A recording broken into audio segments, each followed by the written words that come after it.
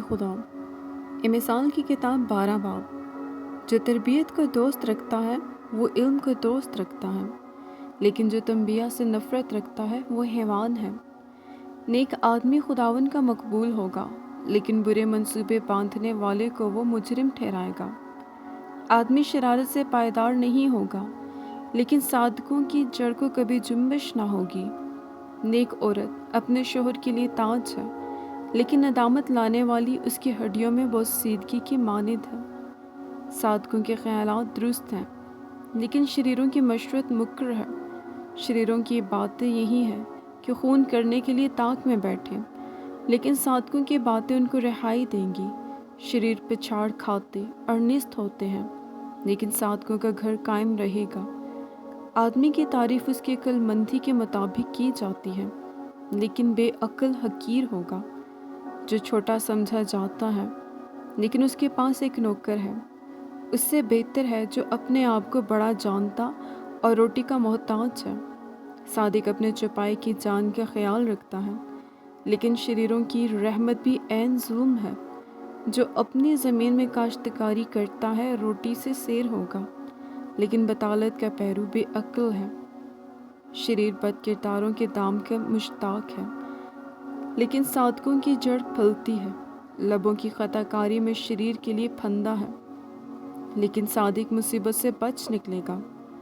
آدمی کے کلام کا پھل اس کو نیکی سے آسودہ کرے گا، اور اس کے ہاتھوں کے کیے کی جزا اس کو ملے گی۔ لیکن احمق کی روش اس کی نظر میں درست ہے، لیکن دانا نصیحت کو سنتا ہے۔ احمق کا غضب فوراً ظاہر ہو جاتا ہے، لیکن ہوشیار ندامت کو چھپاتا ہے۔ راست کو صداقت ظاہر کرتا ہے، لیکن جھوٹا گواہ دغا بازی۔ بے تامل بولنے والی کی باتیں تلوار کی طرح چھیدتی ہیں، لیکن دانش مند کی زبان صحت بخش ہے۔ سچے ہونٹ ہمیشہ تک قائم رہیں گے، لیکن جھوٹی زبان صرف دم بھر کی ہے۔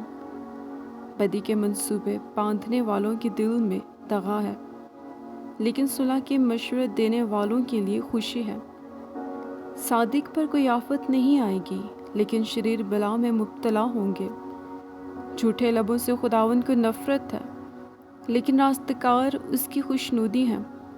ہوشیار آدمی علم کو چھپاتا ہے، لیکن احمق کا دل حماقت کی منادی کرتا ہے۔ محنتی آدمی کا ہاتھ حکمران ہوگا، لیکن سست آدمی باج گزار بنے گا۔ آدمی کا دل فکر مندی سے دب جاتا ہے، لیکن اچھی بات سے خوش ہوتا ہے۔ صادق اپنے ہمسائے کی رہنمائی کرتا ہے، لیکن شریروں کی روش ان کو گمراہ کر دیتی ہے۔ سست آدمی شکار پکڑ کر کباب نہیں کرتا، لیکن انسان کی گراں بہا دولت محنتی پاتا ہے۔ صداقت کی راہ میں زندگی ہے، اور اس کے راستہ میں ہرگز موت نہیں۔ آمین۔ خدا ان کے کلام کے پڑھے سنے جانے پر خدا ان کی کثرت سے برکت ہو۔ آمین۔